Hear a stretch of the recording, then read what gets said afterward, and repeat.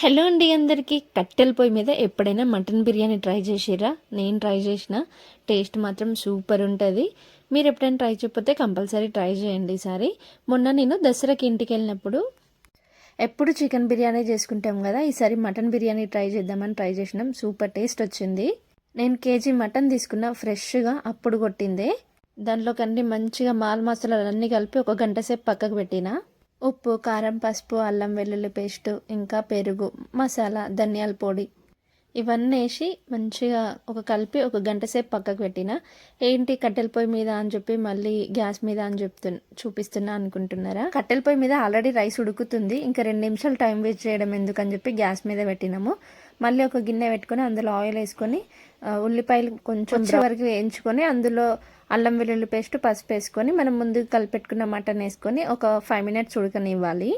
ఆ తర్వాత చిన్న కట్ చేసుకున్న టమాటా వేసుకొని ఒక 10 నిమిషాలు ఉడికించుకోవాలి. ఇంకా మనం టమాటా వేసి మూత పెట్టుకొని ఉడికించుకోయేసరికి ఇటు పొయ్యి మీద రైస్ కూడా ఉడికిపోయింది.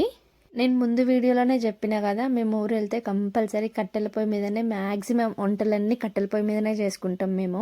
ముందు రోజు మా విహాను బావి దగ్గరికి వెళ్ళిండు, అక్కడ నెమ్మలిక తెచ్చుకుండు, అదే చూపిస్తున్నాడు అందరికీ.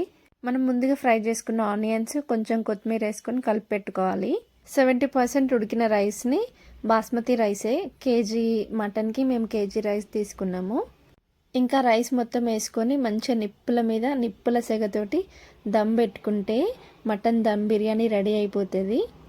మళ్ళీ ఫైనల్గా మిగిలిపోయిన ఫ్రైడ్ ఆనియన్స్ వేసి కొంచెం కొత్తిమీర వేసుకొని మూత పెట్టి మంచిగా ఒక అర్ధగంట నిప్పుల మీదనే మంచిగా దమ్ పెట్టాలి. సూపర్ ఉడుకుతుంది. నేను ఎలాంటి ఫుడ్ కలర్ యూజ్ చేయట్లేదు. ఇక్కడ పసుపు ఉంటుంది కదా, అందులోనే కొంచెం వాటర్ వాష్ వేస్తున్నా. ఫుడ్ కలర్ కంటే ఇది చాలా టేస్ట్ ఉంటుంది అండ్ మనకి హెల్త్కి కూడా మంచిది. నాకైతే ముక్కలేందే ముద్ద దిగదు. అలాంటిది ముందు రోజు సాటర్డే అయ్యేసరికి ఎప్పుడు తింటే బాగుండా అనిపిస్తుంది. చూడండి ఎంత బాగుందో. నేను ఫుడ్ కలర్ వేయలేదు, ఓన్లీ పసుపు మాత్రమే వేసిన. రైస్ కూడా పుల్లలుగా మంచిగా, మటన్ కూడా సూపర్ కుక్ అయిపోయింది. నిప్పుల సెగతోటే అయింది కాబట్టి అడుగు కూడా మాడిపోలేదు. ఇంకా అందరం ఆవురు అంటూ మంచిగా ఎంజాయ్ చేసాం ఆ రోజు. మీరు కూడా ఒకసారి ట్రై చేయండి. మీకు ఈ వీడియో ఎట్లా